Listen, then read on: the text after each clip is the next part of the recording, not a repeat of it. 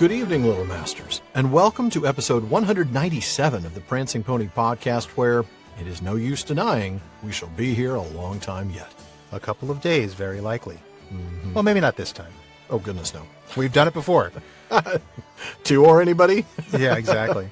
Folks, go ahead and pull up a bench in the common room. I'm Sean Marchese, the real-life Lord of the Mark, and I am here with the man of the West, who does not like being roused, Alan Sisto.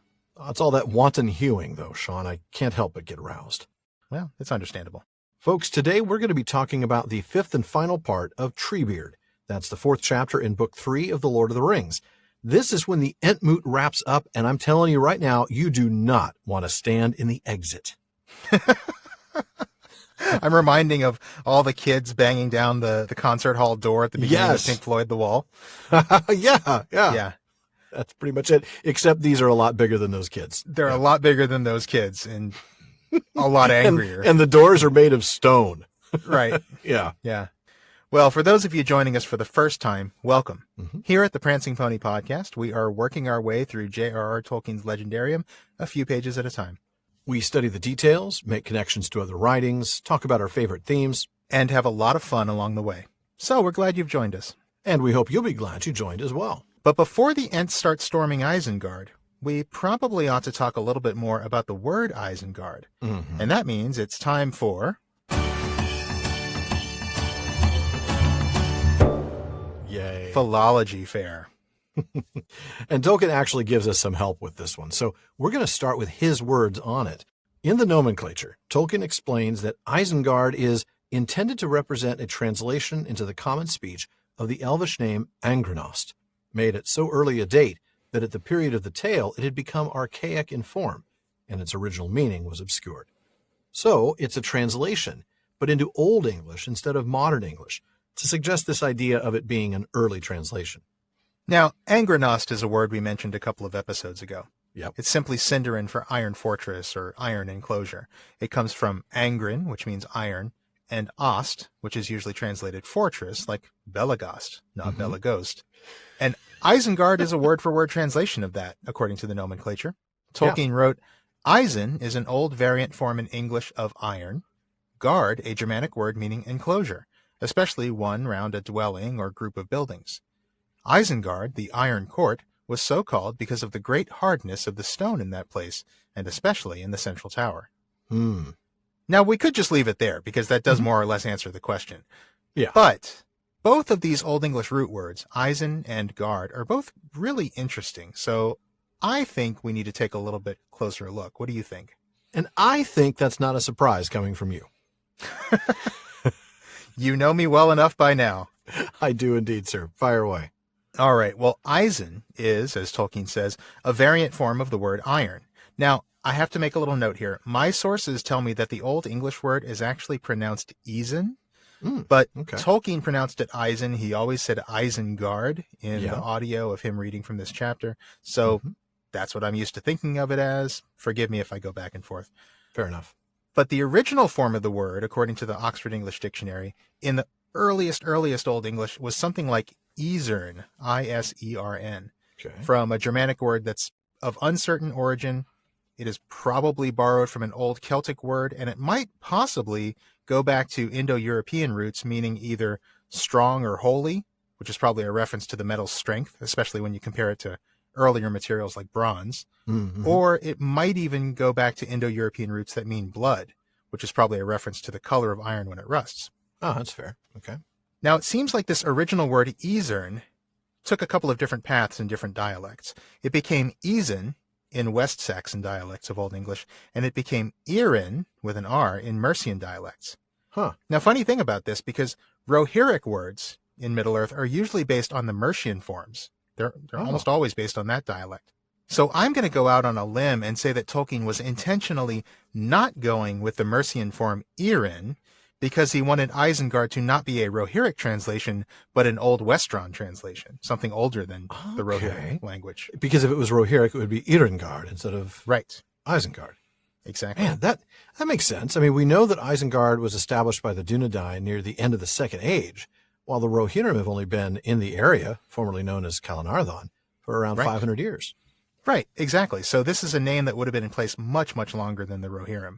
Right. And I think that's why he went with that West Saxon form of the word instead of the Mercian form. Fascinating. Now, it's worth noting that this is not the only Old Westron translation of a Sindarin place name that uses the Eisen form. The other is the name Eisenmouth for Carach Angren, the jaws of iron in Mordor. Ah. Anyway, the word Eisen or Irin took different forms in different Germanic languages. Ultimately, as all modern English speakers can probably figure out, the R form won out in English, and that's where we get our modern form iron from. Right. But the S form, interestingly, won out in some other Germanic languages, such as German, where the metal is called Eisen, E-I-S-E-N. Oh, fascinating. So that's the first part of the word. Okay. Now let's talk about the second part.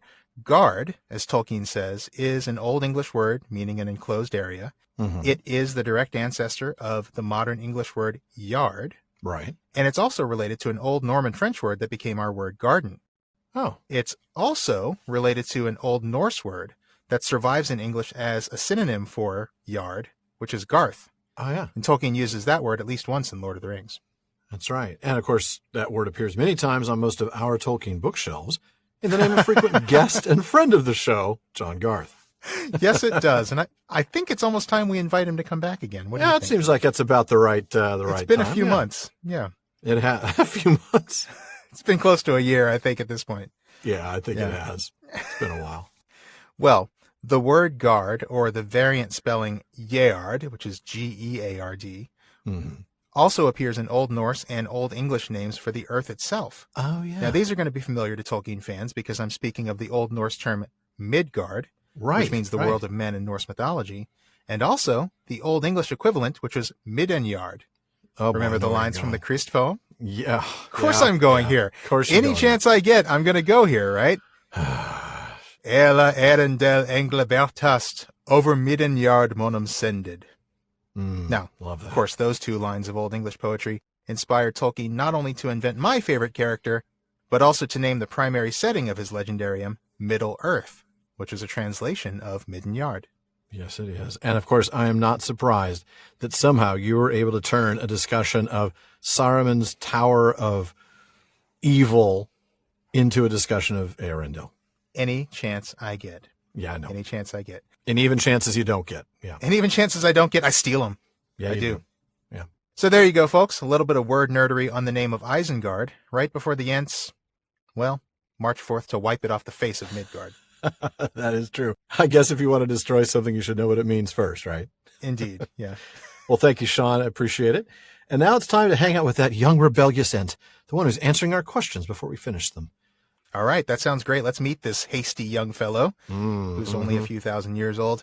And I think you're picking up tonight just about where we left off last time, aren't you? Pretty close to it, yeah. This is Treebeard coming back to Merry and Pippin during the Entmood. Here I am again, said Treebeard. Are you getting weary or feeling impatient? Eh? Well, I'm afraid that you must not get impatient yet. We have finished the first stage now, but I have still got to explain things again to those that live a long way off, far from Isengard, and those that I could not get round to before the moot. And after that, we shall have to decide what to do.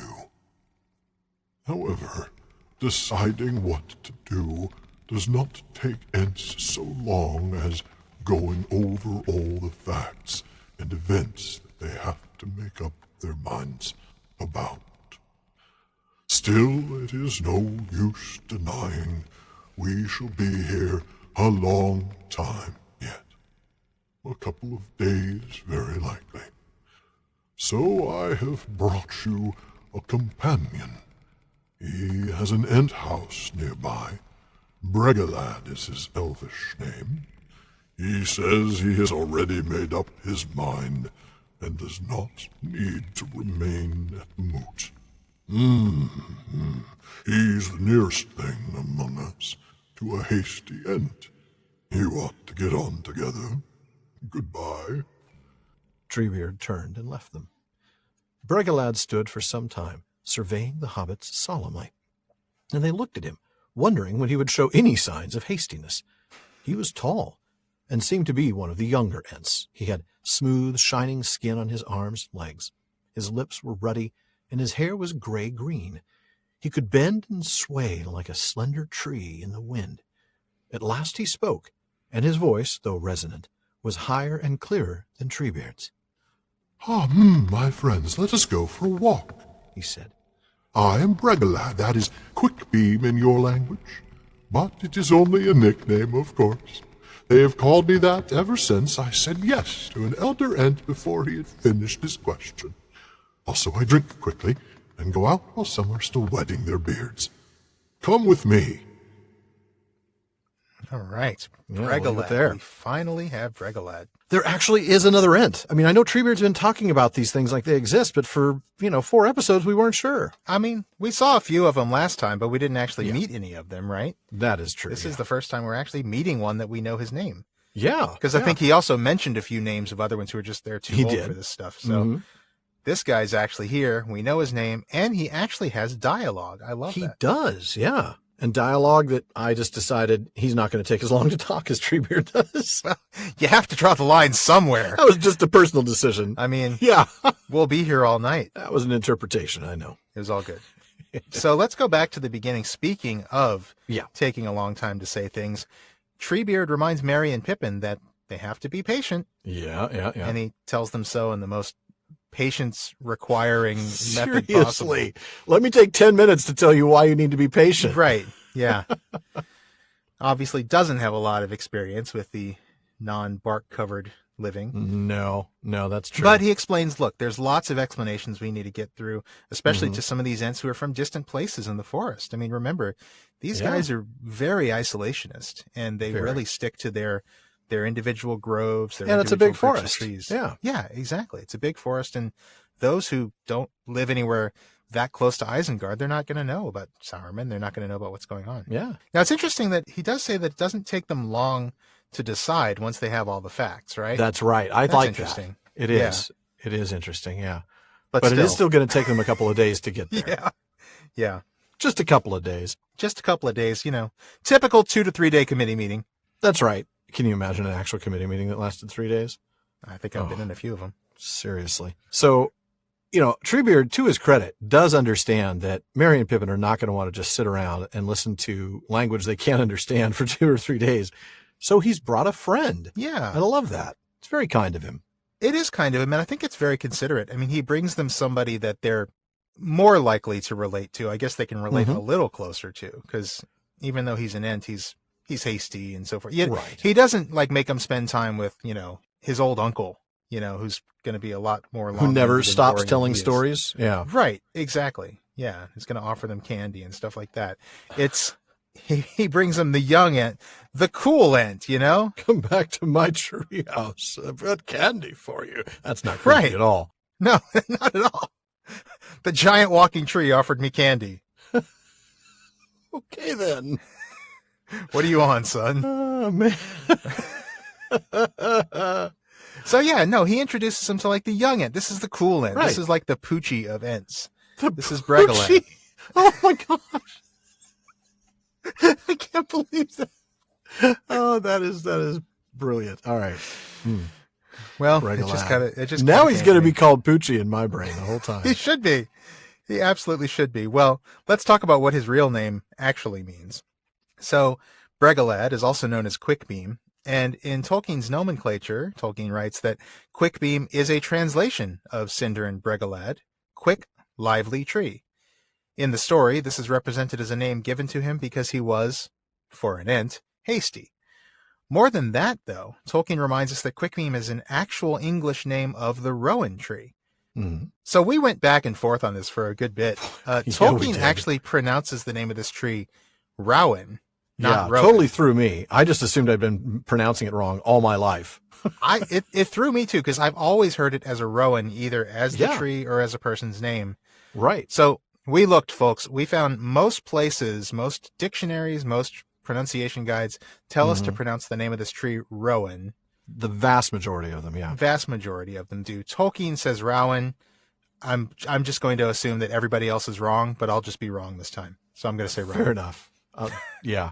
It's easier for me to be wrong on this one than to try to pronounce a word totally differently than I've been pronouncing it for. Yeah, I'll trip over it every single time. I'll call it a mountain ash. It's kind of like why I call that mountain in Amon Oilose now. I just don't trust myself anymore. Trust yourself. Yeah.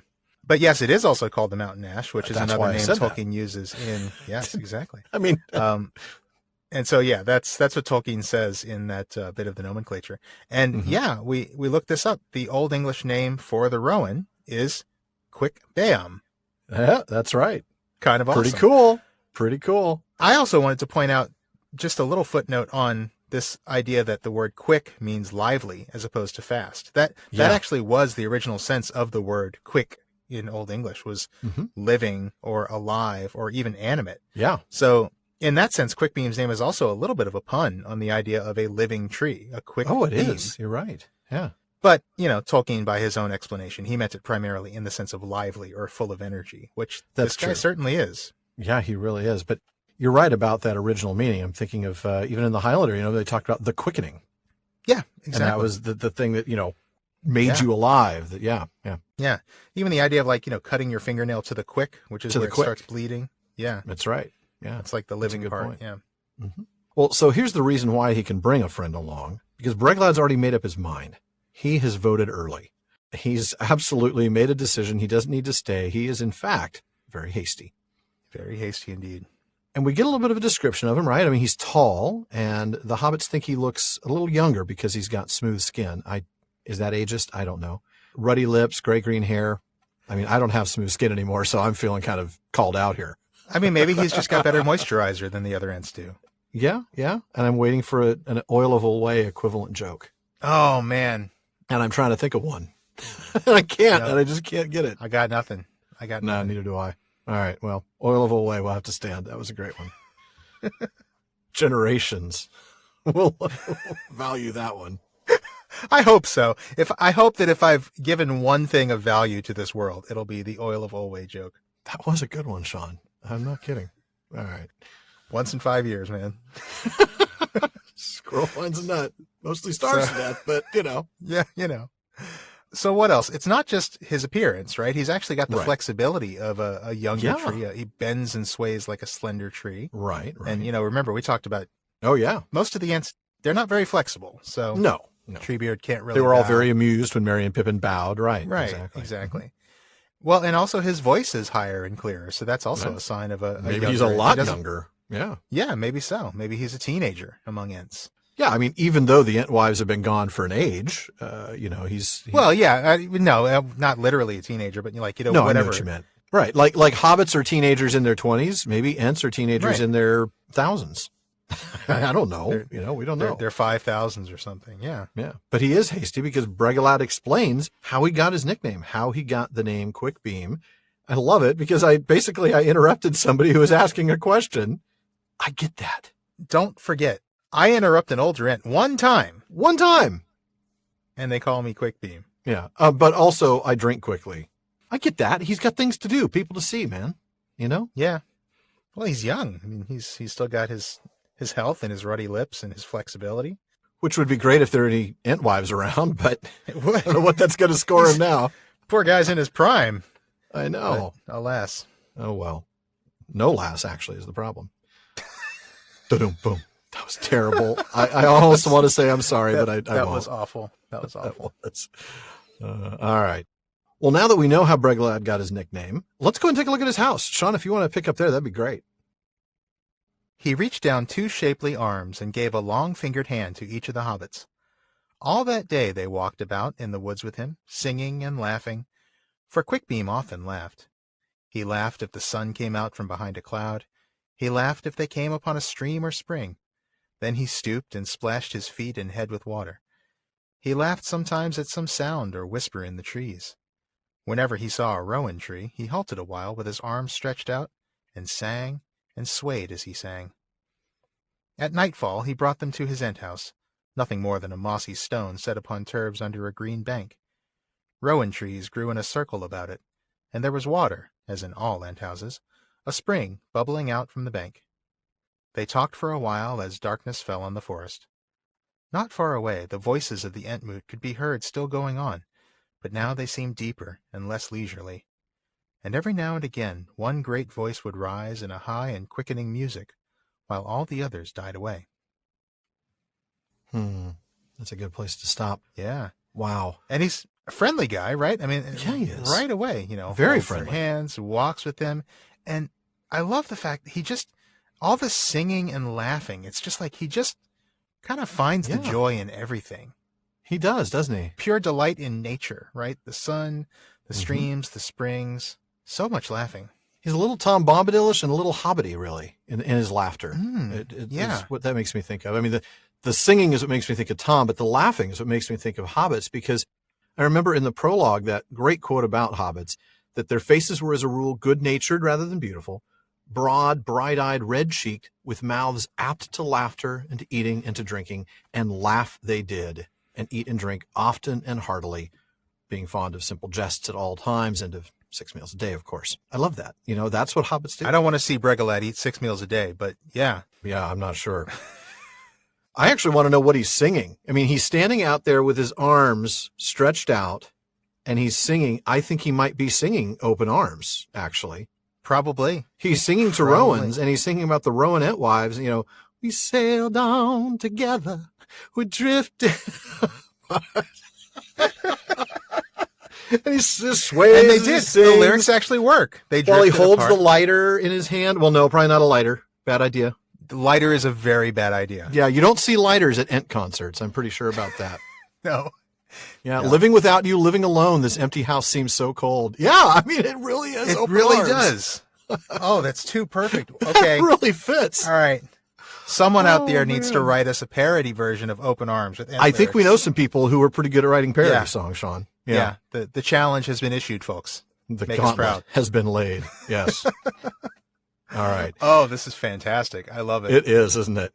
And they don't need lighters at concerts because they can just lift up those bowls that glow, right? Yeah, they're the just all glowing holding up bowls.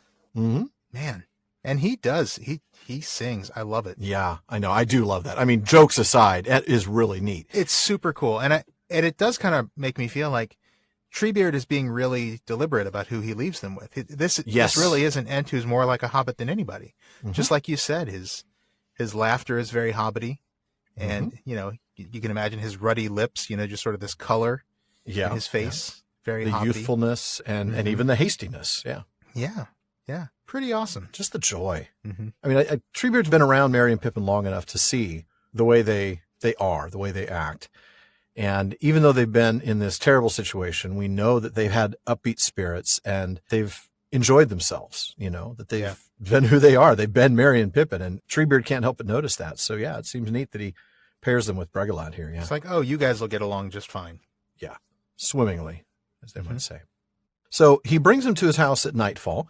Not that the journey took them that long. He just walked around with them all afternoon. I mean, who knows how far it was, but they just wander around.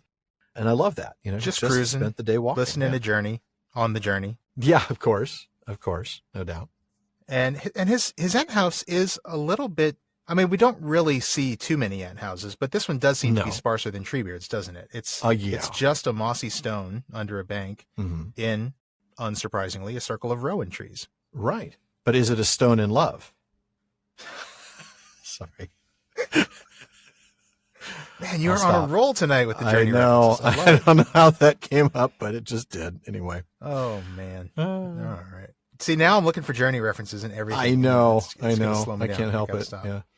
But there's an interesting feature here that we learn is actually something that's in all Ent houses, which is a spring or water. Right. There's a spring bubbling from the bank here. They all have running water. They don't have electricity, but they have running water. Yeah. Do they have flush toilets? I'm guessing no. Not. No. Probably not. So they're at Bregalad's house and hanging out, just chilling, but they can still hear the Entmoot not far away.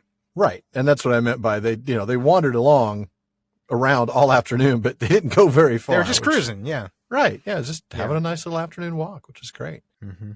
Now, before we hear Bregalad's lament when he isn't quite as happy, we wanted to remind you to visit our website, theprancingponypodcast.com. Yeah, all the good stuff is there. Show notes, outtakes, Prancing Pony Ponderings, as well as our online storefront where you can get PPP shirts, mugs, stickers, and more. And one of the best resources we have is our library page. After all, we love the books here at the Prancing Pony Podcast, and we want to make sure you can get your hands on any of the books that we mention here. Yeah, we may talk about a lot of Tolkien-related stuff on the podcast, but at heart, Alan and I are fans of Tolkien's books and books about Tolkien. That's why we have the library page, with links to every book we've mentioned on the show. Now, we do make a few pennies from the purchases you make from those links, so we thank you for your support. And now, if you're going to walk all the way down to Isengard and then storm the place, well, you just know you're going to need good socks. Yes, you will. Well, fortunately, Bombas makes the most comfortable socks in the history of feet. They do, and they have addressed all the little details to make their socks, frankly, way more comfortable than anything else I've ever worn.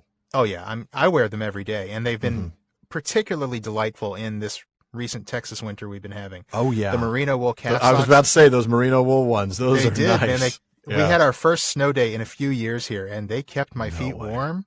But now it's starting to warm up a little bit, and now it's the ankle socks, keeping my feet cool and breathing. Yeah. Well, for me, it started with their running socks, and now I wear their no-show socks during summer, or their specialized cycling socks when I'm on my trainer. Oh, yeah. And then, of course, those comfy merino wool socks. Far and away the best I've ever owned.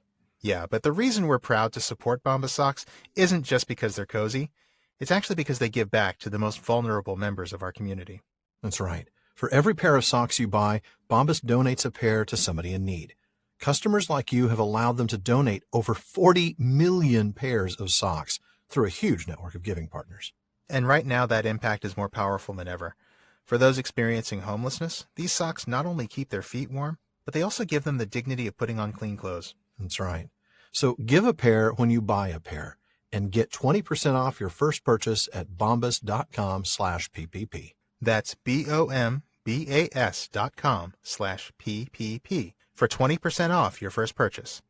bombas.com/PPP.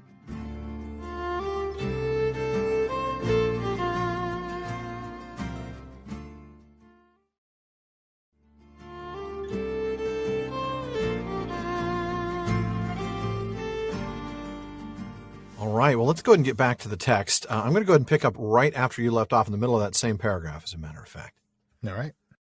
But beside them, Bregalad spoke gently in their own tongue, almost whispering, and they learned that he belonged to Skinbark's people, and the country where they had lived had been ravaged. That seemed to the hobbits quite enough to explain his hastiness, at least in the matter of orcs. There were rowan trees in my home, said Bregalad, softly and sadly. Rowan trees that took root when I was an Enting, many, many years ago in the quiet of the world. The oldest were planted by the Ents to try and please the Ent-wives, but they looked at them and smiled and said that they knew where whiter blossom and richer fruit were growing. Yet there are no trees of all that race, the people of the rose, that are so beautiful to me. And these trees grew and grew till the shadow of each was like a green hall, and their red berries in the autumn were a burden and a beauty and a wonder. Birds used to flock there. I like birds even when they chatter, and the rowan has enough and to spare. But the birds became unfriendly and greedy, and tore at the trees, and threw the fruit down and did not eat it. Then orcs came with axes and cut down my trees. I came and called them by their long names, but they did not quiver. They did not hear or answer. They lay dead. Oh, That is heartbreaking. it is.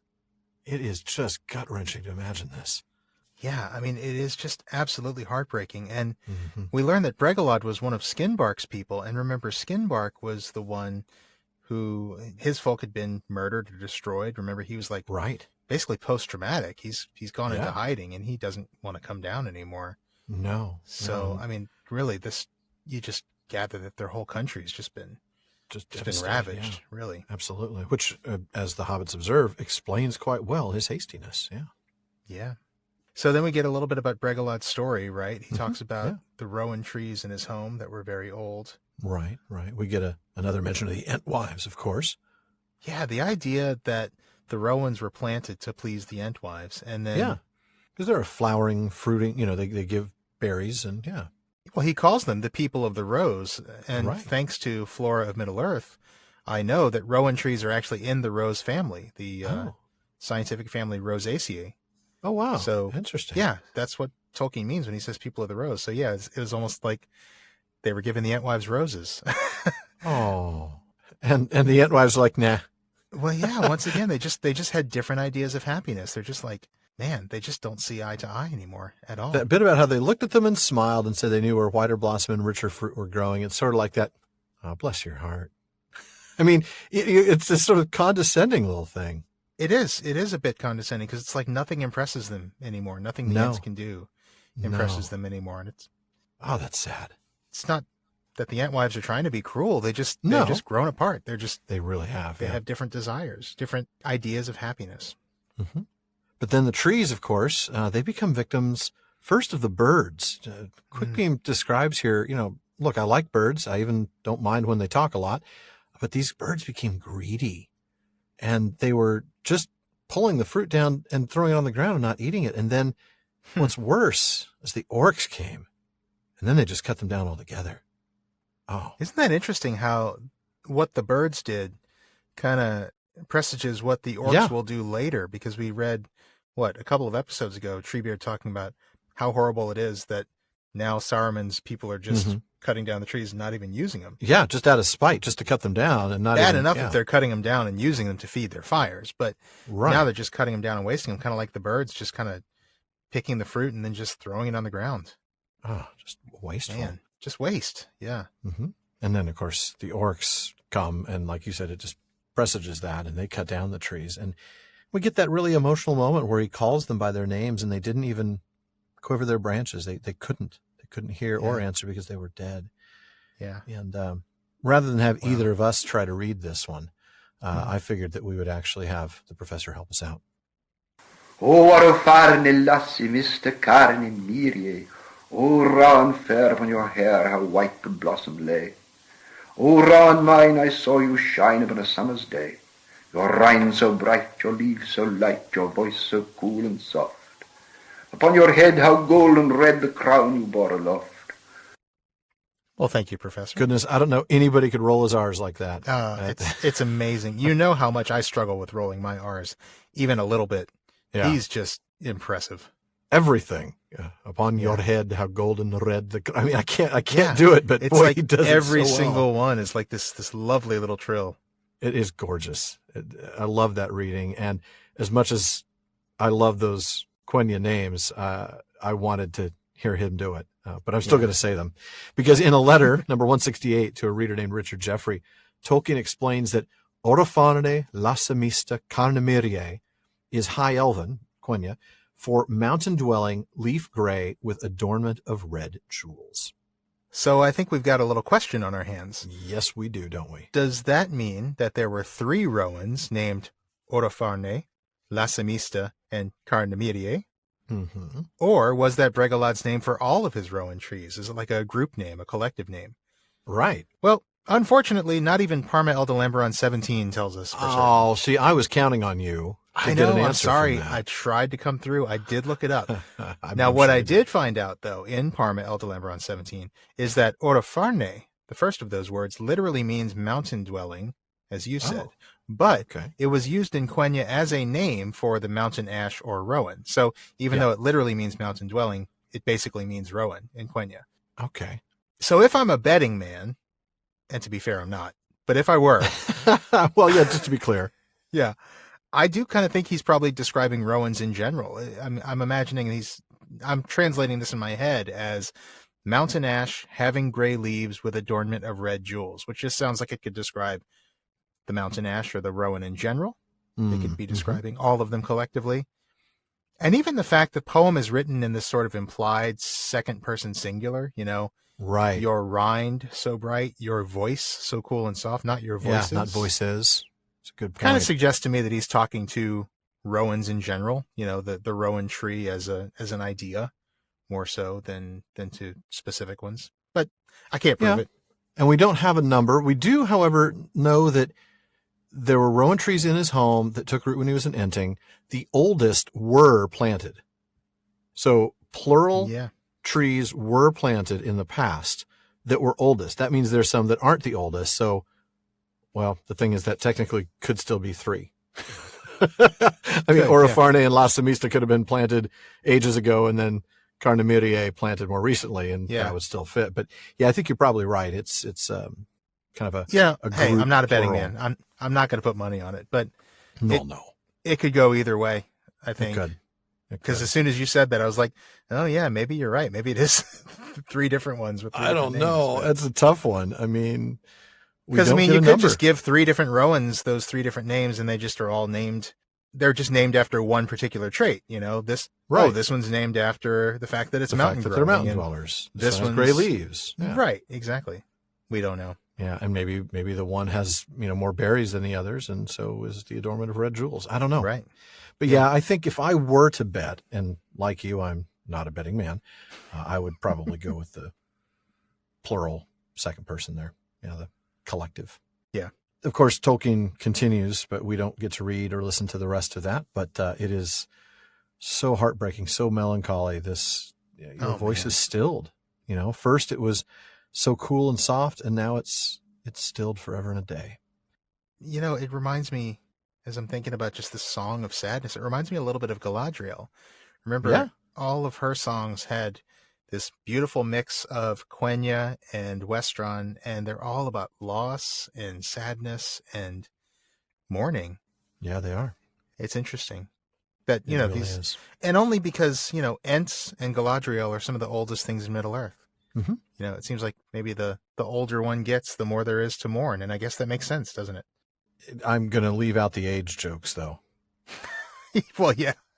Mostly because I'm older than you. But yeah, more like the thousands of years thing. That's what I'm saying. Dozens, you see the world change. I'm not trying to make a joke, I promise. I'm thinking of like the idea of change over thousands of years. And of course. How much you're going to lament that. Wow. Yeah. Well, think about that. That's one of the reasons why the elves were so tempted to use their rings just to preserve. They don't want to see that change. They don't want to see over time these things happen. They want to keep things as they are. And they're not the only ones who feel that way, of course. No, it's a fairly natural thing to desire. Mm-hmm. Well, the hobbits, they follow a natural thing as well. They fall asleep to the sound of Bregalad's singing. Yep. And it's a sad, sad thing, no doubt about it. And then I'm going to have you pick up shortly after that. Here, the Ents are going to reach a decision. We're excited about this. Big news. We're going to pick up at the beginning of the 3rd day here. I'm here at the Durndingle, and it appears that the Ents have reached a decision. There's probably not like white smoke for one decision, that they're going to war, black smoke that they're not. Yeah, black smoke for, we haven't decided yet. Yeah. Probably no smoke at all. Again, bad idea. They're not fans of fire. No, they are not. All right. The 3rd day broke, bleak and windy. At sunrise, the Ents' voices rose to a great clamor and then died down again. As the morning wore on, the wind fell and the air grew heavy with expectancy. The hobbits could see that Bregalad was now listening intently, although to them, down in the dell of his Ent house, the sound of the moot was faint. The afternoon came, and the sun, going west towards the mountains, sent out long yellow beams between the cracks and fissures of the clouds. Suddenly they were aware that everything was very quiet. The whole forest stood in listening silence. Of course the Ent voices had stopped. What did that mean? Bregalad was standing up, erect and tense, looking back northwards towards Durndingle. Then, with a crash, came a great, ringing shout. Ra-hoom, ra. The trees quivered and bent as if a gust had struck them. There was another pause, and then a marching music began like solemn drums, and above the rolling beats and booms there welled voices singing high and strong. We come, with roll of drum, sa-run, da-run, da-run, da-rum. The Ents were coming. Ever nearer and louder rose their song. We come, with horn and drum, sa-roon, a-roon, a-roon, a-rum. Bregalad picked up the hobbits and strode from his house. Yeah. I'm thinking if I'm the hobbits at this point, I would like to be safely in the arms of somebody and not on the ground. You don't want to be on the ground when there are giant trees marching through. Storming, yeah. And clearly in a hurry, it sounds A like. little bit fired up at this point. A little bit. They have been roused, I would say. Yes, they have. Yeah. They have been quite roused. Yeah. So we skipped a bit, and I just want to cover that real briefly. That was day 2 that we skipped. Merry and Pippin still with Quickbeam, but they're staying local. That day is March the 1st. Now, we're not there yet with Aragorn, Gimli, and Legolas, but that is a day when they're going to meet a certain special someone. Are they going to sing? I bet they'd rather just I sing. mean, no singing here. I'd rather just... I was saved at the last moment. And on that day, the weather was gloomy. There was a cold wind, low clouds, little sun. Right. But they could still hear the voices of the Ents, man. The moot was going strong. It was. And that's why we had to skip it, because, I mean, there was just not a lot nothing happening to cover. Nothing in the minutes for that day. But day 3 breaks with gloomy weather. Right. And then we get the loud voices at sunrise that die down again. And Breglad listens intently, even though the sound is quiet. I mean, he's clearly paying good attention. Well, you realize what that means, right? Mm-hmm. That means that Bregalad must have really good ears.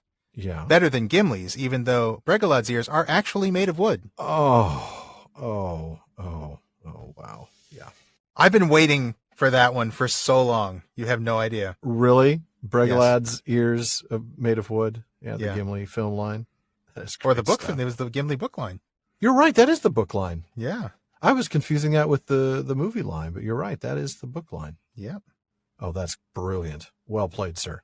Thank you. I try. So afternoon comes, in fact, late afternoon. It's come and gone now because the afternoon sun is sending out these beams just over the mountains. So we're getting late in the afternoon. And now everything is quiet. It's that tension that's building. That pregnant moment, that calm before the storm. And even Something's Bregalad. about to happen. Yeah. Bregalad's like, he's got like the spidey sense, you know? He's like, he just feels something is happening. He's standing tense, looking back towards the dingle. Like he knows. Tingle near the dingle. Yes, indeed. Yes, indeed. That's exactly what it is. It is. It is. And we don't have to cut that either. No, we don't. Because it's not what it sounds like. No, it isn't. Oh, man. Probably ought to What cut you that. make of that is your fault, people. That's right. That's right. But then we get, oh, man, this crash, this ringing shout. Yeah. Rahum, rah. Oh, Marching music and solemn drums and these rolling beats and booms. The Ents are marching, man. Yeah, the marching band of the Ents. You get the welled voices singing high and strong. And there's just this musicality to this description. And we've talked about musicality in Tolkien before, but you listen to this, it's the ringing shout and the marching music and the solemn drums and the beats and booms and the singing. Again, when Tolkien kind of doubles down on some of the sensory language, and it's all auditory language here. Yeah.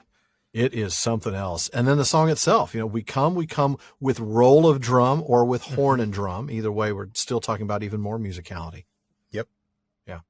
Yep. Just powerful stuff. Yeah. And then so Bregalad takes Merry and Pippin to go catch up. Yeah. And of course he wants to go see what's going on. And what's going on is exactly where I'm going to pick up next. All right.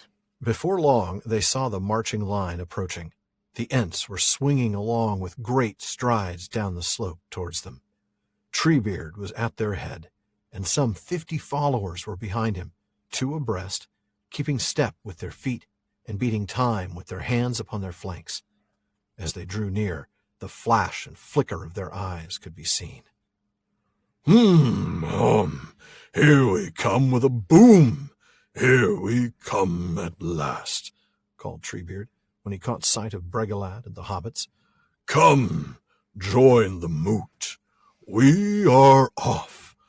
We are off to Isengard. To Isengard, the Ents cried in many voices. To Isengard, be ringed and barred with doors of stone. To Isengard, be strong and hard and cold as stone and bare as bone. We go to war, to hew the stone and break the door. For bowl and bow are burning now, the furnace roars, we go to war. Oh, Man. This is amazing. It's powerful. It really is. What a mighty marching song. This Yeah. really forceful iambic meter. Ba-dum, ba-dum, ba-dum, ba-dum. Yeah. Oh. And you really get that from Tolkien's reading. Too. Uh-huh. Yeah. Now, I noticed the rhyme is very strange. I mean, not the ends of the lines so much. The end of each pair of lines rhymes. You've got stone, bone, door, war, Right. come, and come. That's pretty straightforward. Yeah. But there's also this internal rhyme to each line. So, in these badum, badum, badum, like every other badum has a rhyme to it. But they don't all rhyme in any kind of regular pattern. So, like, for example, you've got, in the first line, you've got Isengard, and then Isengard, and then ringed and barred.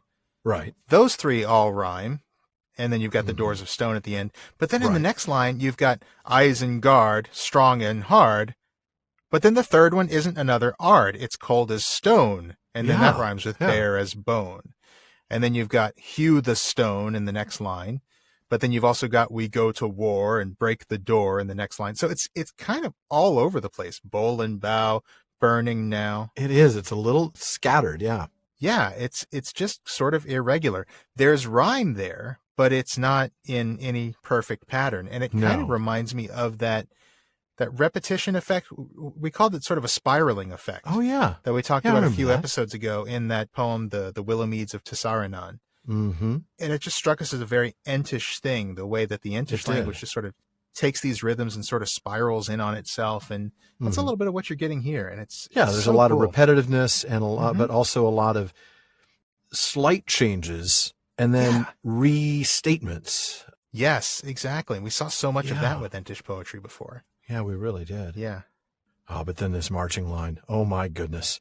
What a vision this is, right? I mean, Ents are coming in great strides down the slope, and we know their strides are long, right? I mean, Treebeard was they are. What did we figure? I now I don't remember. 7 or 8 feet to a stride or something like that? Something like that, yeah. Yeah. Yeah. And, of course, Treebeard in the lead.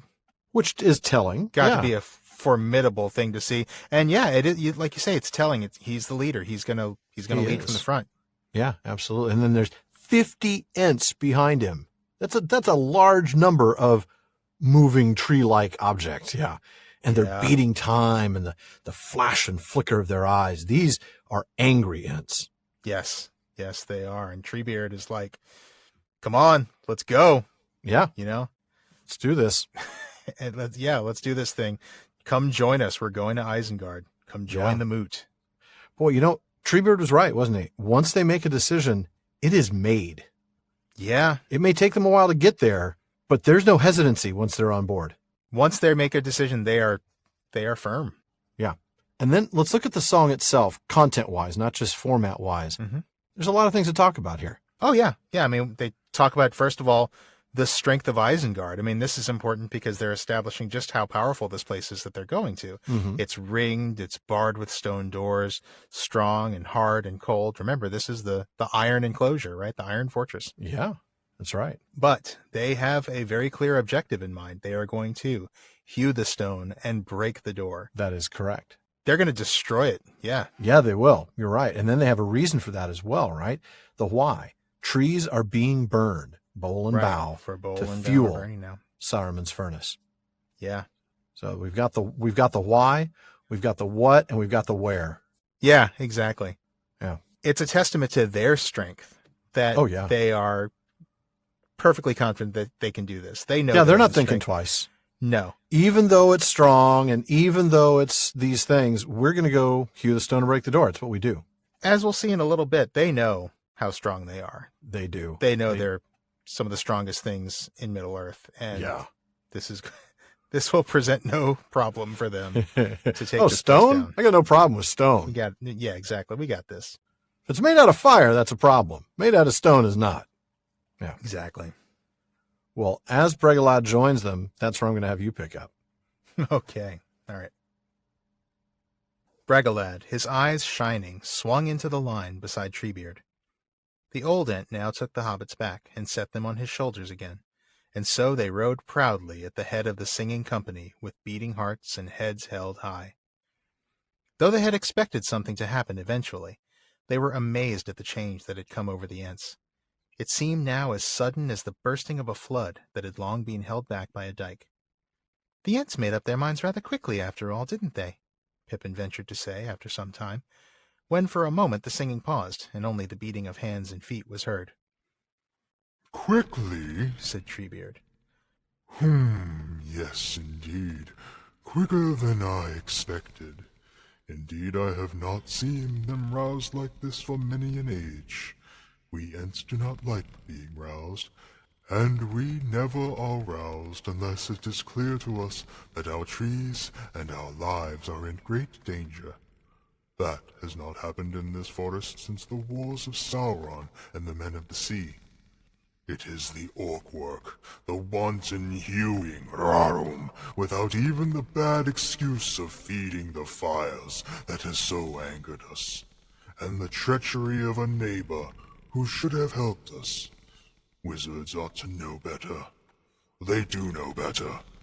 There is no curse in Elvish, Entish, or the tongues of men bad enough for such treachery. Down with Saruman! Ooh, nicely done, Sean. I love that Thank line. you. That no curse line is great. It's such a great line. And, he's absolutely right. Saruman totally knows better. I mean, we'll get to that. We'll get to that. Let's go back to the beginning of that section. First, we get the observation from the hobbits about the change that's coming over the Ents. I love that. I mean, they've noticed. This is, well, how do they not notice? But the point is that they were amazed at this change. It's the description as the bursting of a flood that had long been held back. This is significant. They could be forgiven for not expecting this. I mean, I don't think they could have expected the Ents just seem like, they take their time with everything. They're slow. They're very deliberate. Yeah. Deliberate. That's a good word. Thoughtful. Mm-hmm. They're not expecting anything like this. And Treebeard explains it to him in his response. I mean, look, we haven't been roused like this in an age. We don't like this. Quite literally an age. Yeah. Right. Exactly. We don't like this. We don't like being roused. No. But we'll do it if our trees and our lives are in great danger. Right. It's like, we don't want to fight, but if you start a fight, we're going to finish it. We will end it. That's right. Yeah. But we haven't been this roused since the end of the Second Age, the war between Sauron and the Númenóreans, the Men of the Sea. Like you said, literally an age. Yeah. Yeah. I said Númenóreans, but the descendants of the Númenóreans. The exiles. Yeah. The exiles. Yeah, we're talking about the end of the Second Age, thousands of years since they've been this roused. Mm-hmm. But what's done it, what's kind of pushed them over the edge is this orc work, right? The wanton hewing. And here we have a little bit of word nerdery, rarum, which is clearly related to burarum. Yeah. Only we knew what that meant. Another expression of disgust. Yeah. Mm-hmm. Mm-hmm. And this line that, it's the wanton hewing and treachery of a neighbor who should have known better. Oh. Wizards ought to know better. And they do know better. Saruman totally knows better. Yeah. Yeah. That's what makes this so wicked. It's not as though Saruman isn't sure and he just maybe he thinks he's doing the right thing. No, he knows better. Saruman is one of the Maiar. Remember that? Yeah. He has been around since the beginning of time. That's right. He knows what is right and what is wrong. He has conversed with Iluvatar himself. He is literally a byproduct of the thought of Iluvatar. Yeah. Literally, exactly. I mean, he's probably got him on his speed dial, or did at one time. Did at one point. I'm pretty sure he's not taking that call anymore. No. I mean, he knows better. He absolutely knows better. Yeah. This is just a rank betrayal of everything that Saruman knows to be right. Total betrayal. It's right. completely despicable, and the Ents are tired of it. And there are literally no words for it. Literally no words for it. No curse in Elvish, Entish, or the tongues of men. That's bad enough. There might be one in the black tongue, but he's not going to use it. That's probably a good point. I bet there's speech, probably one with cesspool, filth, pig guts, something like that. Pig guts. Oh, I loved that. That was so much fun. But outside of the black speech, there's nothing bad enough. And that's saying something, because there's some pretty strong curses in the tongues of men that I know of. Yeah, Elvish not so much, maybe. I don't know. Right. But men, certainly. Yeah. Yeah. Man. So Merry and Pippin, well, Merry in particular, has a very practical question, which is going to lead off the next section that I read. And this is such a fascinating section. I love this because I do love this section. We're going to have to spend some time on this. Gives us some background, right? We're going to dive into this one. Will you really break the doors of Isengard? Asked Merry. Oh, well, we could, you know. You do not know, perhaps, how strong we are. Maybe you have heard of trolls. They're mighty strong, but trolls are only counterfeits, made by the enemy in the great darkness, in mockery of Ents, as orcs were of elves. We are stronger than trolls. We are made of the bones of the earth. We can split stone like the roots of trees, only quicker, far quicker if our minds are roused. If we are not hewn down or destroyed by fire or blast of sorcery, we could split Isengard into splinters and crack its walls into rubble. But Saruman will try to stop you, won't he? Yes, that is so. I have not forgotten it. Indeed, I have thought long about it. But, you see, many of the Ents are younger than I am. Wait, he's the oldest one. I think he means all of them. I'm just saying, you know. Yeah. Many lives of trees.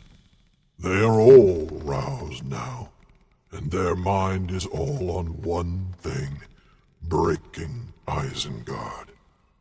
But they will start thinking again before long. They will cool down a little when we take our evening drink. What a thirst we shall have. But let them march now and sing. We have a long way to go, and there is time ahead for thought. It is something to have started. Oh, so much to unpack. So much. I guess I really didn't even want to assign that in one reading because there's so much to discuss. I know, but there was no I real know. way to do that. I know, So- you're right. I guess, Yeah. you stopped to make the comment about many of the Ents are younger than I am. I guess he means many of them are younger by Are many that lives of much trees. younger. Yeah, Right. That's what I was yeah, thinking. Yeah. All of them are younger, but many of them are younger by like lots of trees. Lots. Lives of trees is a long time. So we're talking about many Oh, yeah. lives of trees. We could be talking about 1,000, 2,000 Thousands and years thousands easily. of years. Yeah. Yeah. But let's go back to the beginning of that. So, Merry asks a reasonable question, not knowing the capabilities of the Ents. He's like, come on, you really going to break the doors of Isengard? And this leads to one of the most just incredible metaphysical discussions in Lord of the Rings. This discussion of the nature of Ents and Trolls. Mm-hmm. Treebeard explains, like, look, you've heard of trolls, right? Yeah. And trolls are strong. We know trolls are strong, but trolls... You know trolls? Hold my beer.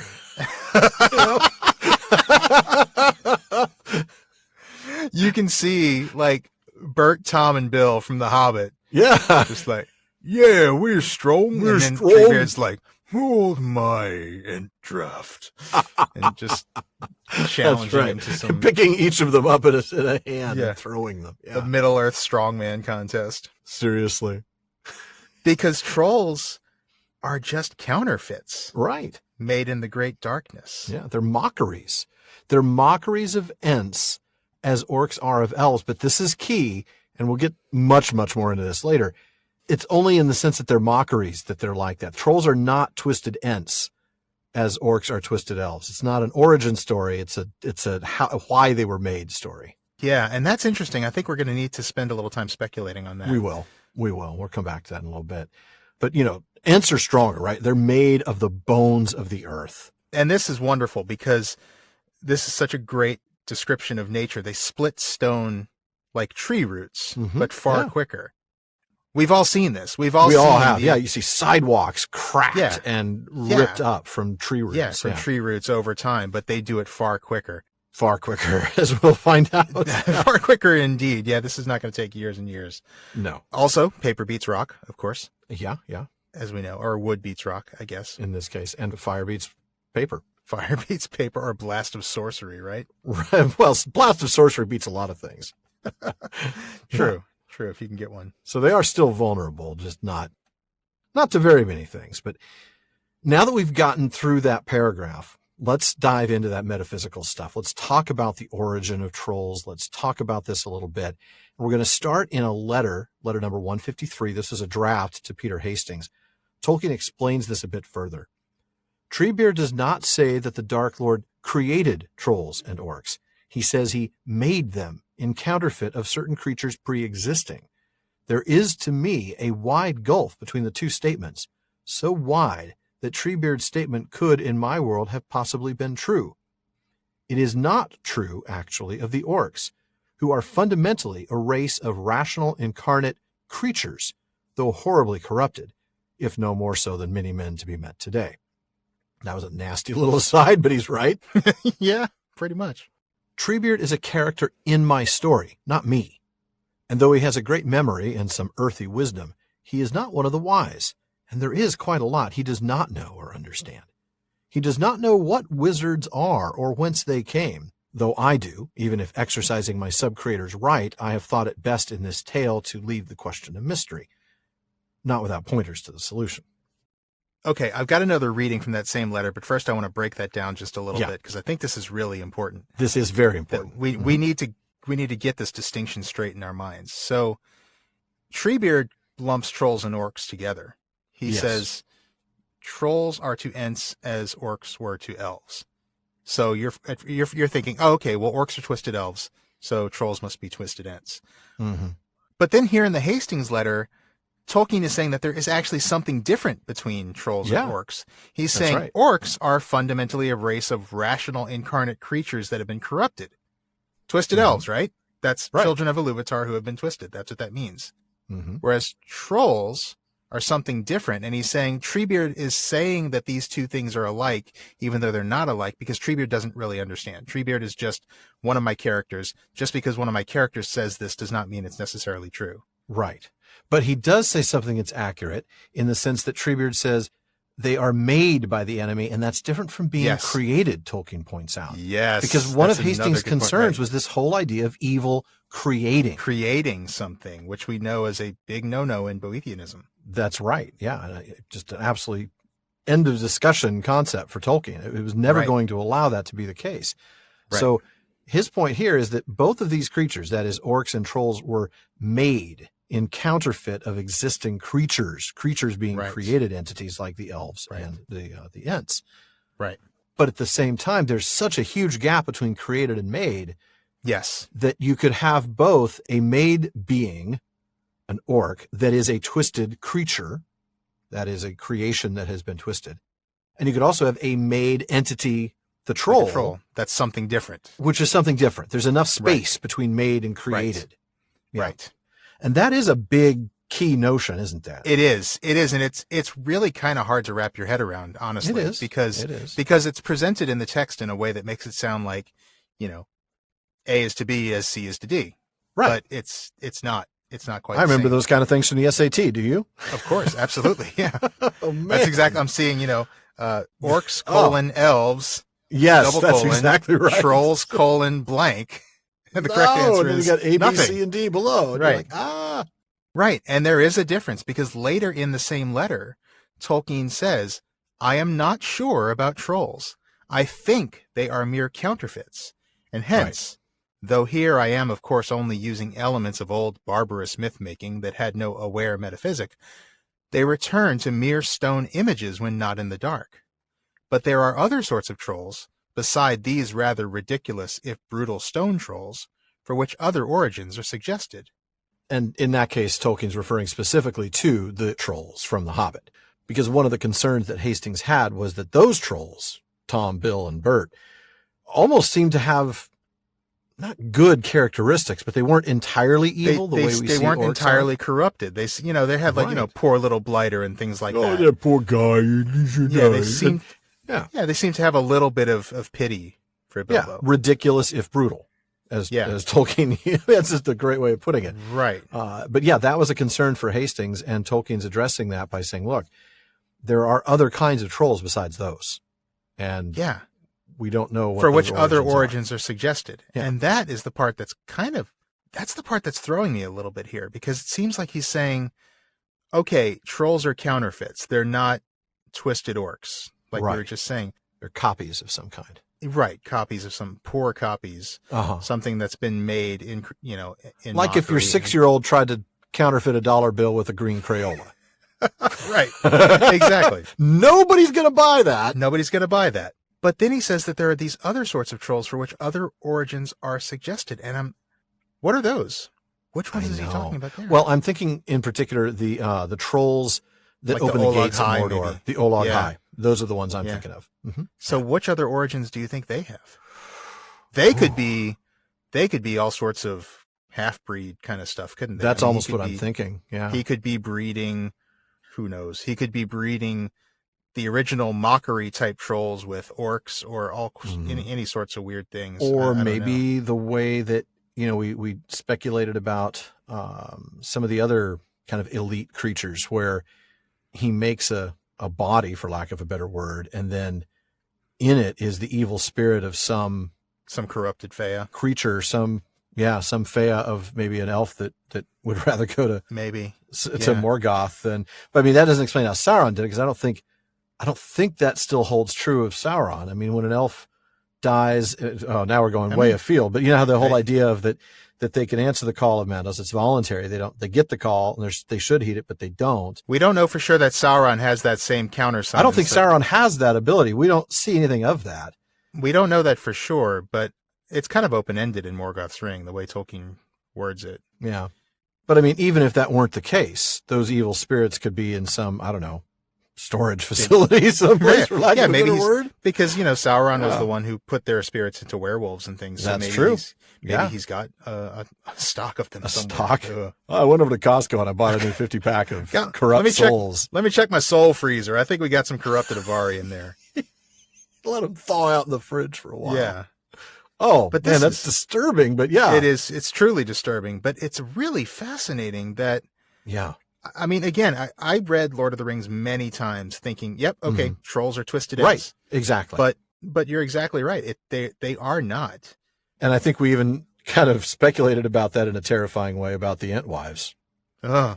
Yeah. Yeah. How we hoped that wasn't the solution to where the Ent-wives. Yeah. Yeah. But it sounds like there are, again, just like with orcs, I think there are trolls and there are trolls. Some of them are going to have other origins, and it's probably best that we don't spend too much time thinking about it. Yeah, but it might be a good idea. I guess the key takeaway from this is that, it's not an apples to apples comparison between trolls and orcs. There are no Ents that have been twisted into trolls the way elves were twisted into orcs. Right. Of course, never mind that whole discussion of the fact that eventually Tolkien landed on the fact that they were probably coming from men and not elves. Not twisted elves. We're just not even going there. It's a rabbit hole. It just is truly a rabbit hole. It keeps on going, and it does.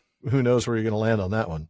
Let's just say there's no simple answer. There's no simple correlation between the two. No, that's true. But a little bit more there. Like the orcs, the idea of language distinguishes trolls and Ents as well. We talk about orcs and the fact that they didn't care about language. Language was they couldn't even speak to each other if they were from different groups. They had so much hate in their hearts, they couldn't even take good care of a language. Which is really pathetic. Yeah. But, about trolls, Appendix F tells us that in their beginning, far back in the twilight of the elder days, trolls were creatures of dull and lumpish nature and had no more language than beasts. And then it was only after Sauron began to use them for his own purposes that they spoke. And even then, they either learned from orcs or, like in the case of Will, Bert, and Tom, they spoke a degraded form of Westron. Right. Yeah. Bill, right? Didn't you say Will? Did I say Will? I meant Bill. You did say Will. Yeah. I did say Will. Well, sometimes... I mean, it's William. It's William, so it goes by Bill, but sometimes when he feels like it, he goes by Will. Maybe so. Maybe so. But the Ents, we know, are very different from this, right? The Ents are multilingual masters. Oh, absolutely. They love language. Yeah, the elves awoke their desire for speech, and then the Ents went and created this massively complex, very unique, spiraling, rhyming, musical language, while still knowing all the other languages of Middle-earth, or at least mastering most of them. to many. Yeah. And I think that's a really fascinating distinction between Ents and Trolls. Yeah. And I just think it's really cool that Tolkien has sort of juxtaposed them in this way, showing the trolls as just pure counterfeits. Like you said, it's counterfeit in the sense of a $20 bill drawn with green crayon. It's not, this is not Which, like... I tried good that paper once. and a really good counterfeiting machine. This is not an elite operation here. This is No. And I do want to give, before we transition out of that, I want to give a hat tip to our research assistant, Julia Matthews, who helped us dig into the comparison between Trolls and Ents, which was awesome stuff. Thank you, Very Julia. helpful. So then Mary has the wonderful follow-up question. Oh, great. I'm glad you're strong, but isn't Saruman still going to try to stop you? Because you're like, oh, if we're not hewn down, isn't he going to try to do that? Define try, Treebeard Right. says. Define try. But, he comes back with the answer. Look, we are really, really roused. These are young Ents determined to see this through. Yeah. But they will cool down and start thinking later. That's true. And, I'd say that little bit put me in mind of the First Age. Contrast this with Feanor. Remember this line. For Feanor drove them on, fearing lest in the cooling of their hearts his words should wane and other counsels yet prevail. Mm-hmm. I like what Treebeard's doing here. He knows they're going to cool down, but he's not afraid of them. He's not pushing them to go right now. Oh, we're going to have a drink tonight, and when we do, they'll cool off. That's okay. Feanor is relying on their anger to cloud their judgment, because he knows that if they were thinking clearly, they would not follow him. Again, it's that whole besotted as if with wine thing. And as briefly, sadly. Yeah. Yeah. Whereas Treebeard, he's not afraid of them cooling. No. He's okay with it. He probably knows that once they cool, they'll still come to the same conclusion because it's the right thing to do. Right. The decision has been made. The emotion of the decision is what we're experiencing now. Yeah. But decision itself will remain. But for now, let them march and sing. Let them enjoy this moment. Let them sing. Sorry, I'm put in mind of Sean Connery at the beginning of Hunt for Red October. Oh, wow. Remember when they were singing the Soviet national anthem? Yes, I do. He's like, oh, we should have them be quiet, right? We're in quiet mode now. And let them sing. That's right. What a moment that was. And oh, man. But what a great line here. The last line in this reading. It is something to have started. I love that. I love that because it speaks to the fact that we don't know how it's going to end. No. And they're confident that they can get this thing done. Mm-hmm. But as we're going to see in a moment, he doesn't know that they're all going to survive it. No. And so, there's a lot that's uncertain here, but it is something to have started. We've finally kind of broken out of this inertia. Right. We've done something. Yeah. We're moving forward. We've done a thing. We're doing a thing. Yep. It's really good advice, generally speaking. It is something to have started.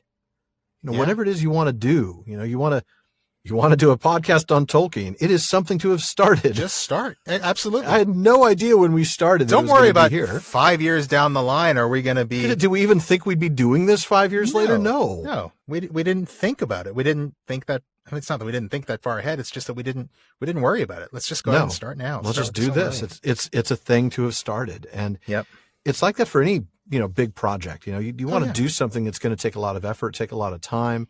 It is something to have started. You can't complete something until you've started it. So it is indeed something to have started. I tell my son that all the time. My son's 7, he's going to be 8 soon. Yep. But, he's at this age where he's got all these great ideas and he's so creative and he wants to do all this cool stuff. He's got all these great ideas in his head, but not always able to execute on the idea he's got in his head. He's a kid, Right.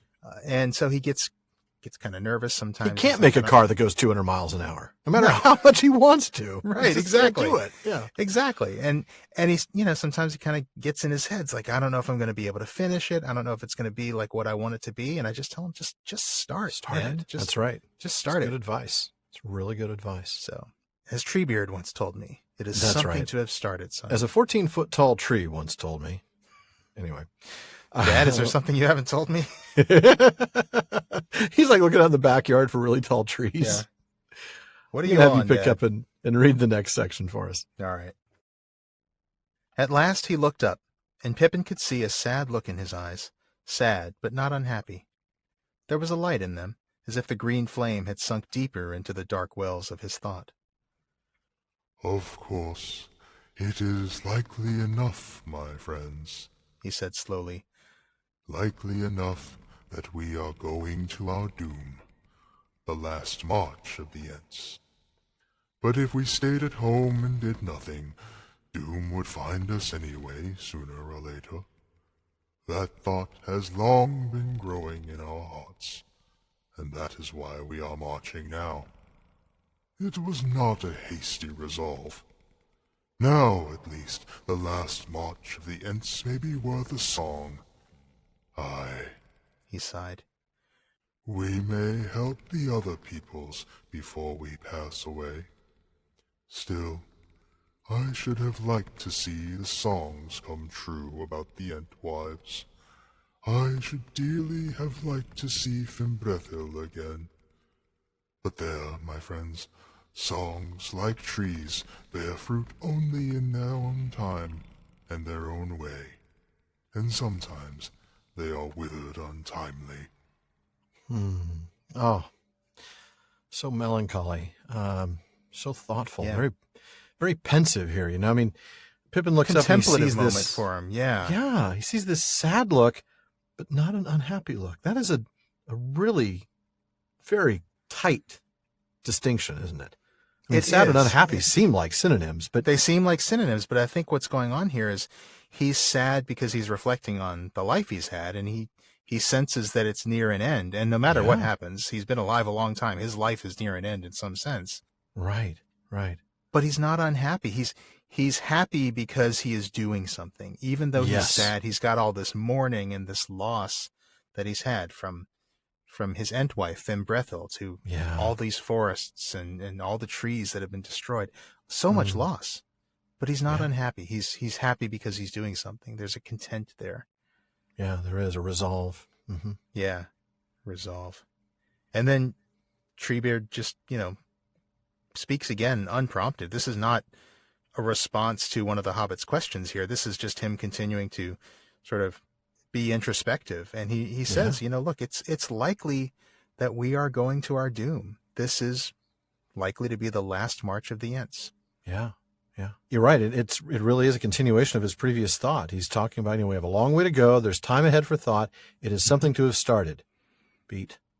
Of course, it is likely enough, my friends, that we're going to our doom, the last march of the Ents. It's an interesting progression. Yeah. It really is. I mean, I know there's a paragraph between them, but I don't think in his mind there's a lot of space between those two thoughts, between the thought of it's something to have started, but it's probably going to be our end. Yeah.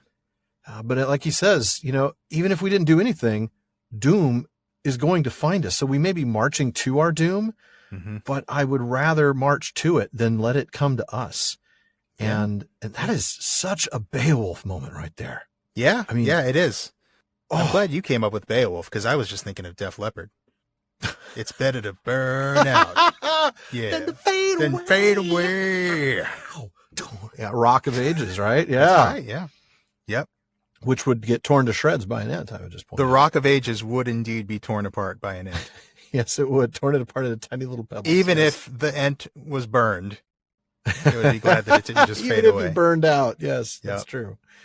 Yeah, this is not a hasty resolve, as Treebeard says. I love that line. It was not a hasty resolve. Yeah. Yeah, no, we took our time. We thought about this. We made up our minds, and we are certain this is what we want to do. Yes, we may die. Yeah. But this is what we want to do. This is how we want to die. Yeah. Again, if I can make another 80s metal reference, they want to die with their boots on, like the Iron Maiden go. song. That's a And this could be worth a song, right? Because they will help the remaining free peoples of Middle-earth. I love that. Earlier in this chapter, we criticized, that may be too strong a word. We sort of asked some questions about Treebeard's neutrality and how it seemed like he was only concerned with the Ents and the trees, which I understand that is his domain, quite That's literally. his domain. That's his herd. It's his area of responsibility. It is his obligation, his primary task. But we sort of came down hard a little bit on him, like not thinking about the outside world and being involved in any way or using that great strength in a way to help the others. But here, we may help the other peoples before we pass away. Yeah, he knows. No, I mean, he does. look, I don't think we were wrong to point out that this is a failing in Treebeard. I mean, isolationism is never a good thing in Tolkien. Right. Community is the good thing. Yeah. So I think it's telling that Treebeard realizes that, you know what, we can do some good here. Yeah, it's not like they've been remiss in their duties. They, like you said, that No. was their charge. Taking care of Right. the trees was their role. That was their responsibility. But hey, if we're going to die soon anyway, we might as well die doing something for the other peoples. That's right. That's right. That's pretty awesome. And then we've got this wonderful bit about, oh, but I wish I could see the Entwives. Yeah. I wish I could see Fimbrethel again. I wish I could see these songs come true, you know? Oh, what a line that is. I really wanted to see these songs come true. And let's go back to what that song was. It was the song that says they and the Entwives would be reunited. We'll be reunited again. Yep. Reunited and feel so good. Anyway. Man, that one. Reunited and feels like wood. I bet it does. Oh, man. And then one last great little bit in the part that I read. He makes this interesting analogy between songs and trees, right? They both bear fruit only in their own time and their own way. You know, we may have sung about this reunion with the Entwives, but it's going to happen when it happens. We can't force it. It's going to do what it's going to do. And the prophecy says what it's going to take first, which is not. No, that's right. We talked about the times. fact that it is sort of a post-apocalyptic reunion, isn't it? That's right. And sometimes they're withered untimely. I love that. Yeah, this might be time to just let it go. Yeah. So we're going to let you go on to the last passage of the chapter. Oh, I know. Wow. The 5-episode chapter. I mean, we did that. The last time we did that was Council of Elrond, wasn't it? Yep. It's been about 2 years. It's been a while. All right. Well, here we go.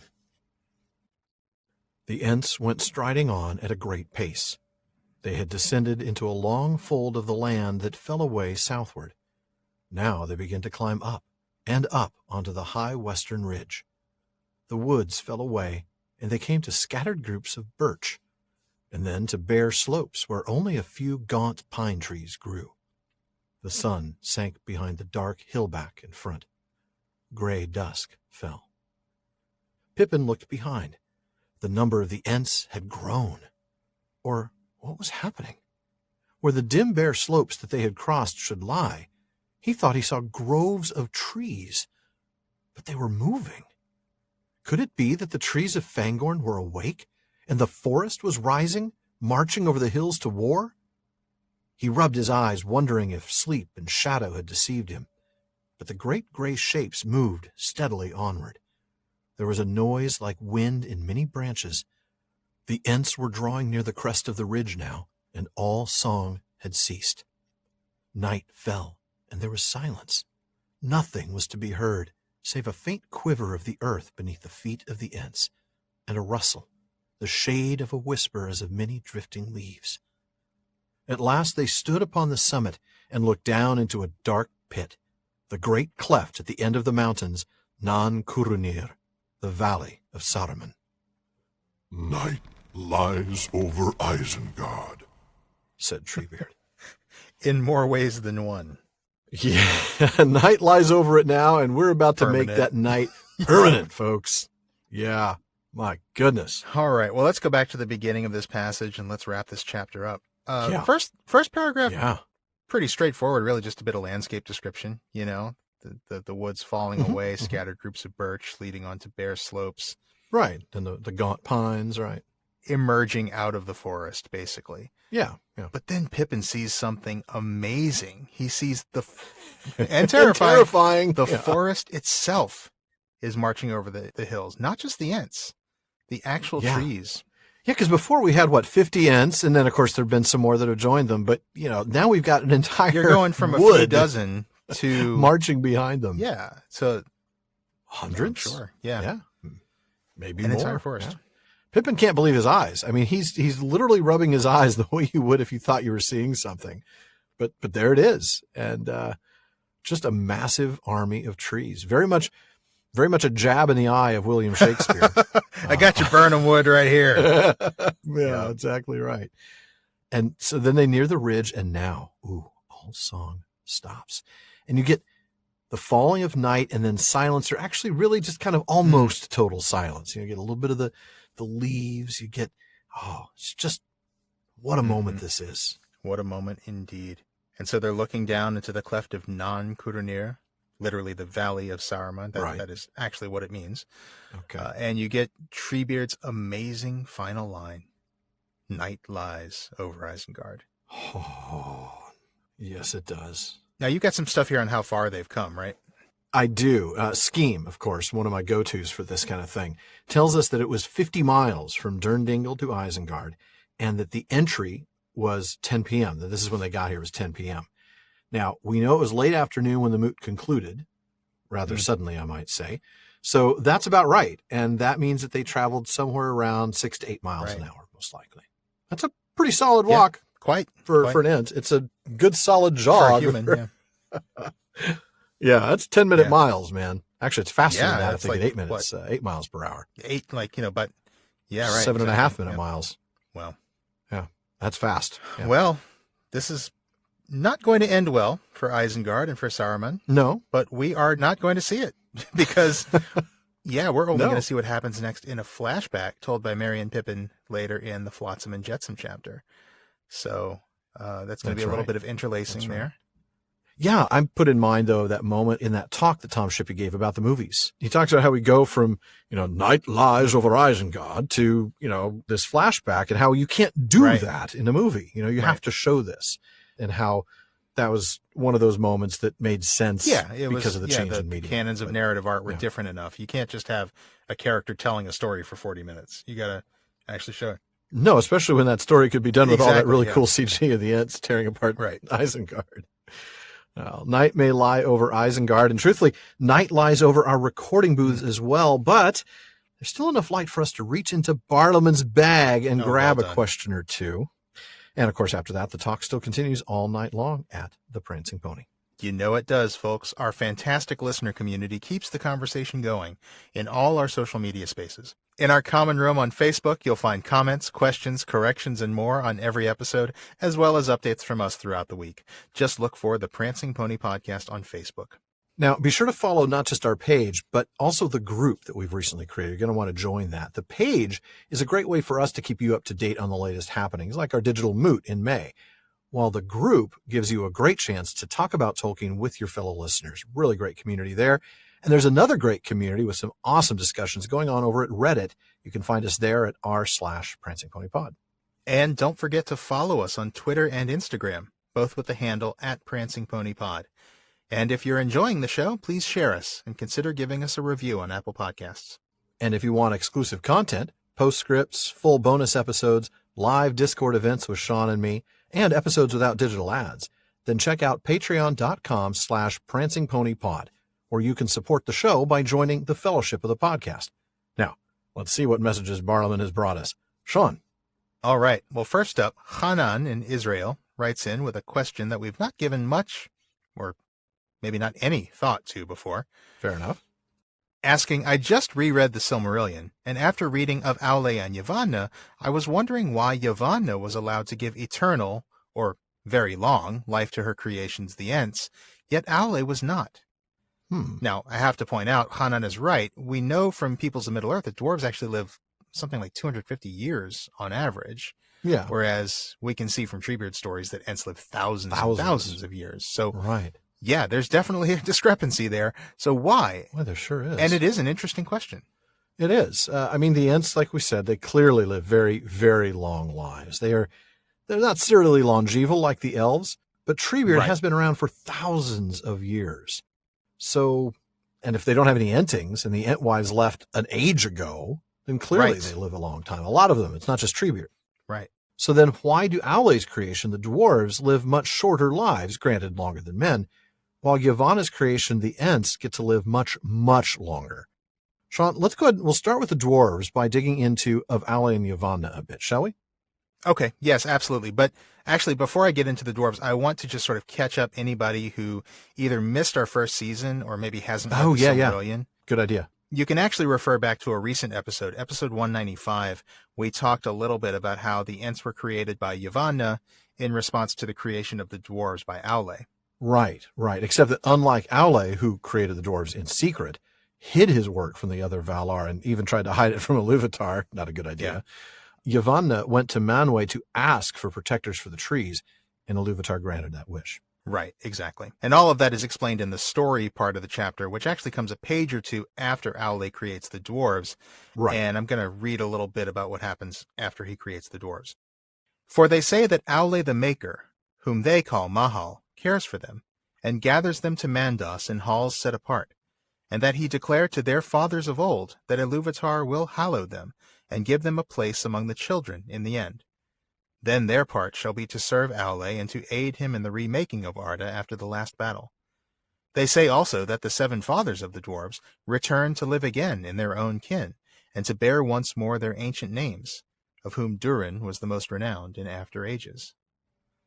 So compare that fate, or at least the dwarves' belief about their own fate, which we have no real reason to question. Right, right. But compare that to the fate of men who are clearly mortal, and whose spirits are not bound to this world, and who actually do leave it after death. They're not kept in Mandos until the end of Arda.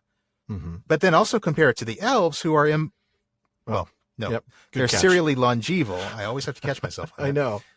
Not quite immortal, serially longeval, and their spirits are bound to this world. Yeah. And they do end up in the halls of Mandos after death, but in most cases are rehoused in a new body.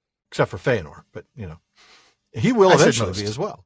He will eventually, yes. I know. He's got a lot of stuff to think about in there. He does. He has a lot of baggage. I mean, a lot of baggage. Yep. So dwarven spirits don't leave the world like men do, but they're also not rehoused like the elves, with the exception, and this is an important one, of the 7 fathers. Right. So it looks like dwarves, they're not really mortal like men, nor are they serially longeval like the elves. And I think that might come back to this line of Aulë and Yavanna. And Aulë made the dwarves even as they still are, because the forms of the children who were to come were unclear to his mind. So what I'm reading here is that Aulë didn't know that the elves' spirits would be bound to Arda, destined to be rehoused after a time in the halls of Mandos. He didn't know that because they didn't exist yet. And he certainly didn't know that the spirits of men would not be bound to the world, and that they would go whither the elves know not. Yeah, so, I mean, the children of Ilúvatar were totally Ilúvatar's own creation. He didn't really show his hand to the Valar. They knew that he was going to create them. That's all they knew, though. Yeah. They had a vague enough sense of what they would look like, obviously. Right, because they were preparing the world for them, Yeah, and so obviously he knew they had 2 arms, 2 legs, Yeah, they were bipedal in form and about yay high. Right, exactly. Yeah. But he didn't know exactly, and that's why dwarves are a little bit different. Right. And that lack of knowledge means just Aulë didn't think it through. After all, we know that Ilúvatar didn't amend his handiwork in any other way. That's another line from that chapter. They are, simply put, as Aulë made them. Right. What about the Ents? Yeah, what about them? I mean, again, they're not immortal. That much is clear. No. But they're also not serially longeval the way the elves are. I mean, Treebeard talks about Ents growing old and becoming tree-ish after all, which seems like a kind of mortal sleep of some kind. And trees, although they can live for a very long time, are not serially longeval. They are old, though. I mean, there's a bristlecone pine tree here in California that's actually the oldest living individual tree on the planet. It's 4,800 years old. Really? Yeah. Wow, that's pretty amazing. Actually. Yeah, I've not seen it. I've been to that bristlecone pine forest, but they don't say which tree is the oldest because they're afraid clearly that somebody will do something. It's way up there. I mean, like you go up to 395 and then you're another hour off road. You got to take a dirt road to get there. It's a ways off. Did it on one of my trips to Mono, but it's amazing up there. Those trees are really, really ancient. Yeah. Wow. That's awesome. I said individual tree, and I'm going to get on a digression, but that's because apparently groves of aspen are a single organism. And the way they reproduce, the way they grow, they're actually still the same organism. And so there are a couple of groves that they think are older even than that. Really? That's fascinating. Yeah. I don't think I know anything about aspens at all. Probably because they're not in flora of Middle Earth, which is probably not primary plant resource. Yeah. Fair enough. That's all. And honestly, they might be in flora of Middle Earth. I just haven't looked them up. Oh, yeah. We haven't had need to look them up yet. Yeah. Right.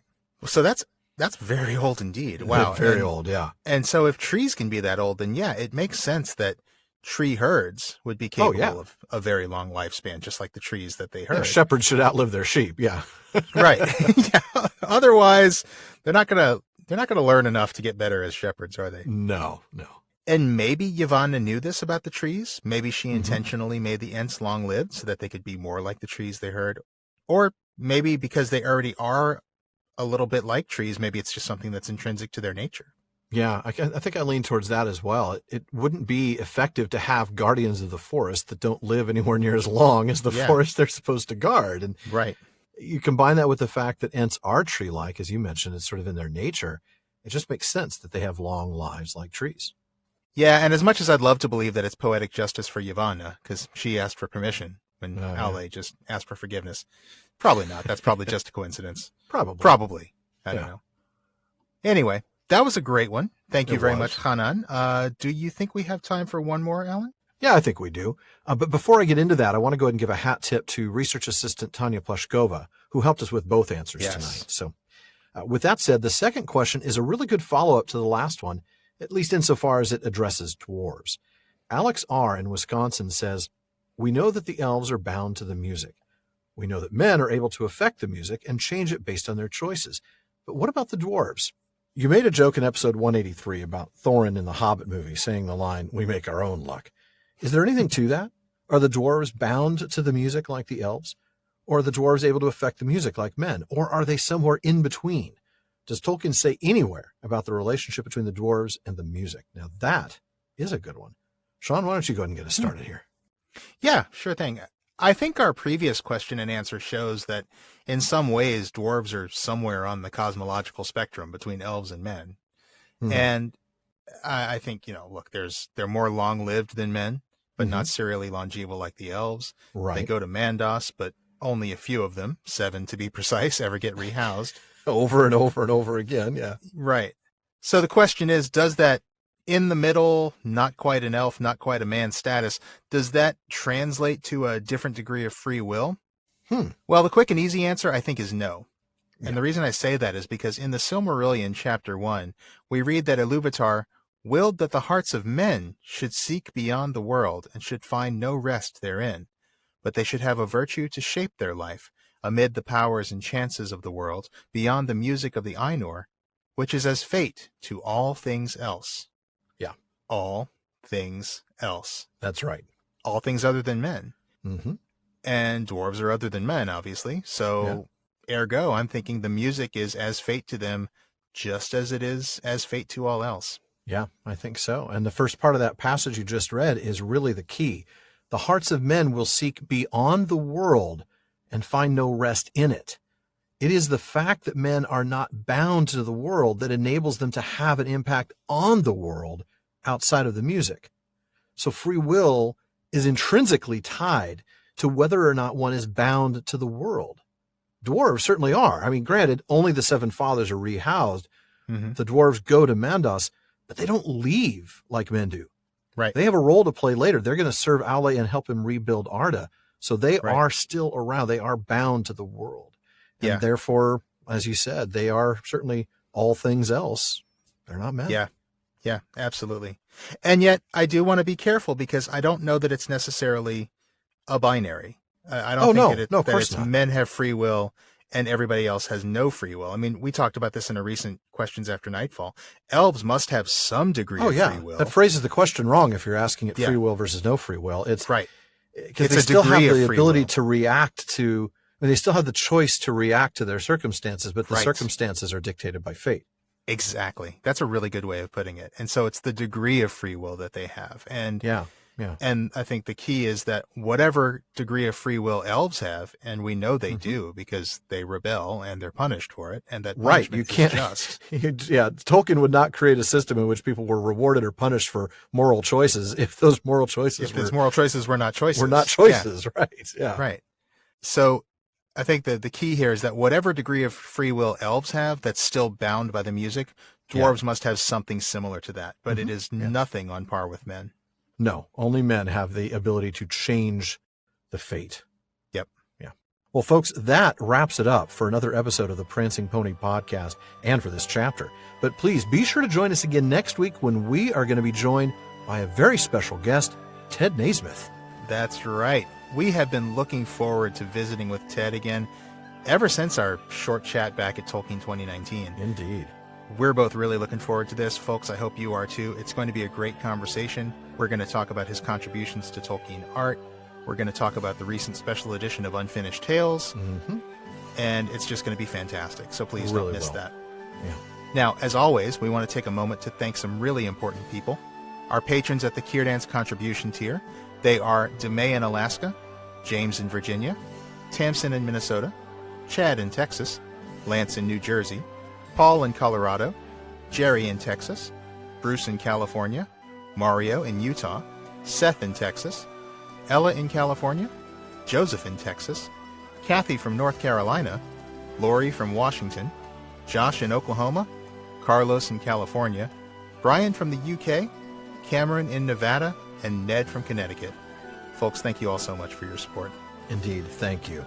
And we also want to thank the team that helps make our show better.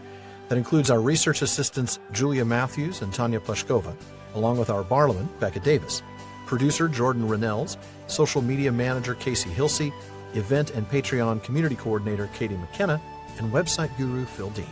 This show absolutely would not be what it is without our supporters and our teammates. So thank you all so much. Now, everybody, be sure you don't miss any episodes of the Prancing Pony podcast. Subscribe to the show through Apple Podcasts, Spotify, or whatever your favorite podcast app is.